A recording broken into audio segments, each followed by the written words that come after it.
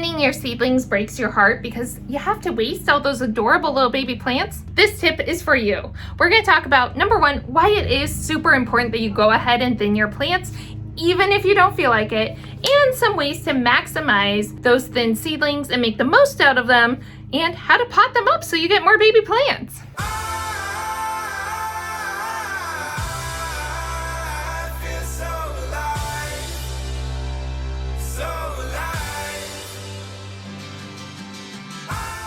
So I wanted to show you how I quickly and easily multiply my plants simply through thinning them. This is going to give them a better start to life.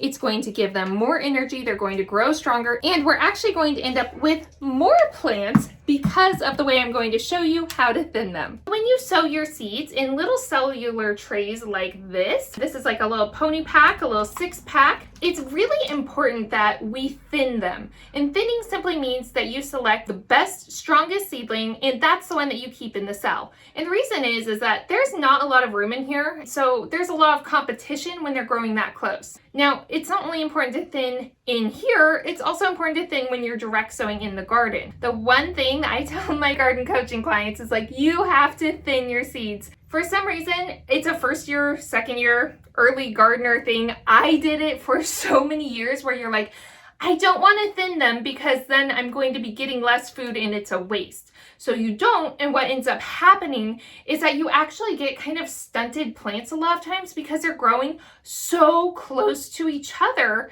that they're just competing for nutrients. And you can sometimes get a much better harvest when you actually thin them. So probably the easiest and most common way to thin your seedlings is just to take a little pair of scissors or nippers and to just cut at the base right at the soil line, and you want to choose the strongest one to keep. Now that doesn't always mean the tallest one. So sometimes you'll find that the tallest one is just a leggy plant. It doesn't necessarily mean that it has the thickest stalk or the healthiest leaves. So you want to look for ones that have a really good dark green color and a very thick stalk on them. Those are the ones you want to keep. So just because they're tall doesn't mean it's the best one to keep. So if you're thinning with your clippers, the easiest thing to do is just come in here and just nip it right at the soil line. And there you go. You've now thinned to just one little seedling per cell. But there's another way to do it that's actually going to give you a bigger harvest. So over here, I just potted up these 10 little seedlings. So I thinned all of these out of these other cells. We didn't need more than one per cell, so I thinned them. But instead of cutting them at the base, I actually potted them up. So if you've ever looked at those and wondered, can I just pot that up? Yes, you absolutely can. And I do it all the time. Now, will you get 100% success rate? No, because sometimes you're going to be leaving parts of the roots behind. But I would say on average that I usually get anywhere from 60 to 70% that make it. So it's worth a shot. Why not have extras from what you've already grown? So I'm going to show you how to do that real quick. It's so simple. It's so easy. And hey, free food, right? So the best time to pot up your thin seedlings is when they're at this stage. You want to wait until they have their 2 seed leaves. That's what we call those 2 first big leaves that arrive right after they pop out of the seed. And then I like to wait until there's just the beginning of that 3rd leaf emerging out of the central stalks. That's where I find I have the most success. If I wait until they're much older, they have more developed roots, and it just makes it that much harder to pluck them out so easily. And I find that they don't spring back as quickly. So these ones are still in a heavy growth phase. So I find that they're able to create new roots much faster. Plus, if they get much older, the roots can actually kind of get tangled together. So when you're pulling one out, you actually end up pulling out the whole group of them. Now, a lot of times, yes, you can just separate them out and put them all back in, but it's a little riskier. The more we disturb those roots, the higher chance of them not springing back. So I like to do it just when they're this age. They're big enough that I can easily grasp them and pull them out, and they have just enough development that they can kind of sustain until they reestablish, but not too mature that those roots are going to be damaged in the process of potting them up. And it's also really important that you have a supervisor on hand. I prefer to have a cat. I find that they're much more responsible than the dogs in the greenhouse. All right, so I've got my new little tray filled with some seedling mix soil, and I'm gonna make a nice size hole in the middle of these cells. I'm going to start with this one right here on the end. So as you can see, there are 1, 2, 3, 4 seedlings coming up. So this is a prestige broccoli. It's quite a delicious variety. But if you've ever seen broccoli, you know how big it gets. So can you imagine 4 broccolis growing that close in proximity?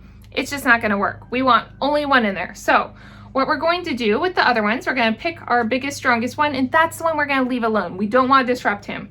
So that's gonna be this one right over here. For the other ones, we are going to just pluck it right out of the soil. So I grab down nice and low, right at the base of the soil, and then I just gently start tugging it until it comes loose. Okay, so we are just going to reach down here at the base of this seedling, grab nice and low, right at the base of the soil, and just slowly pull. And there we go. We probably lost some roots on that one, but that's okay. Then we're going to take it right over here, drop it directly into that little hole that we made for it, and then just squeeze the soil around it, pinch it around it to help it stand upright. So let's do another one real quick. So just tug. So you can see we really got some good roots on that one. So that one's going to have a really high success rate. I'm just dropping those roots in so that they stay as straight as possible. And then just pinching the soil around it, kind of tucking him in to hold it upright.